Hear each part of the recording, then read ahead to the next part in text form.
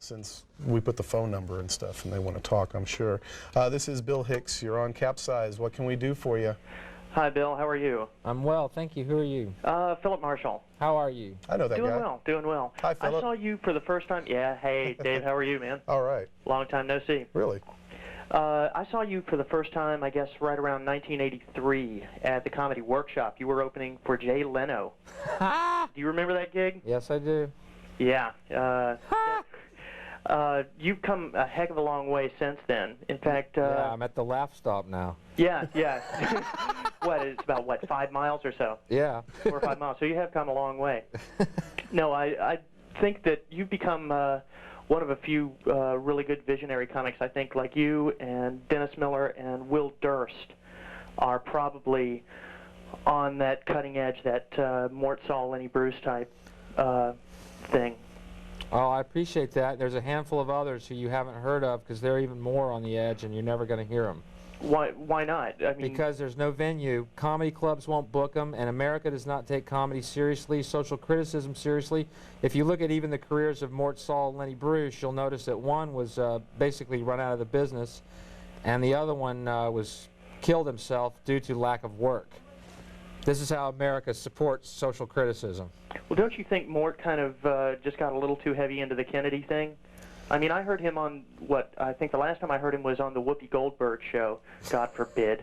But how come her time hadn't run out yet? What the hell? Hers has, you know, and Chevy, you know, so who knows who they're going to give. Maybe you'll get the next talk show, and you'll last, what, about a good 2-3 months, and they'll have you off the air for some ungodly reason. Right. But, you know, he's still just as insightful as he's ever been. Yeah. But it doesn't seem like he's working very much. And it's really sad, but I'm glad that you're able to get out there and to do what you do. I'm just sorry that you're censored in the media. Well, HBO didn't censor me, and I got to give them credit for that. But Mort Saul, there's a great documentary I saw on Mort Saul on PBS, and he seems to be. Did you fall over? No, I'm here. I just passed out. There's a great documentary on him, and he seems kind of at peace with himself. And in a way, I don't want to get too esoteric, but I'm kind of at peace with myself as well. I don't really care anymore. There are venues and there are avenues, but they are not going to be mainstream. But that's why I love public access. That's why England has opened up for me, and HBO was nice enough not to edit anything except due to time constraints. And I think there's a change coming up, man. You can't put out puerile crap 24 hours because eventually there's going to be chaos in the streets, which there already is. Yeah. Because people are frustrated not having their voice of reason confirmed. And everyone has that voice of reason that goes, this is bull, man. What I'm watching is bull. And yet, the media does not confirm it. So after a while, people begin to think they're insane. And that's the bummer about it. But that's why I love non-mainstream stuff, because you actually hear honest emotions. And that's what you won't hear on mainstream TV ever, is honest emotions. Well, I think, you know, the media has sold. Why am I yelling at you? I'm sorry. I don't know. Well, at least you're passionate about it, and I'm, you know, that's always good to see. Guys going, what the hell? What did I do? No, man, I'm a jazz musician. I'm way too laid back to even worry about it. Yeah. Cool. But I mean, you can see in the way, for instance, we've been fed MTV till we're blue in the face. They're cutting back all the funding for the arts. You know, jazz doesn't get much. They're cutting for the ballet and for God knows what else. And so, you know, I hear what you're saying loud and clear. And if I wasn't so poor, I'd be at the show tomorrow night. But I'm unfortunately too poor to be there. Philip? Yes. You show up, you'll get in the second show if you'd like to come. I'll put you on the door +1. You can bring one of your layabout jazz friends with you. That would be great, Bill. That would be great. Got it. Will I get a chance to meet you after the second set? If you stand by the exit and trip me. No. No, man, I'm not going to trip you. That's No, sure, man. I'll be hanging out. Philip +2 will be on the show. Now, since we're on TV, I hope a bunch of y'all don't get the idea to call yourself Philip. Yeah. Of course, he'll have his ID. Yeah, How many of y'all out there named Philip? All right. Dave knows me. It's Philip Marshall. I know this All guy. right. So. Yeah, he knows me. Come out tomorrow night, second show, 10:30. You're in.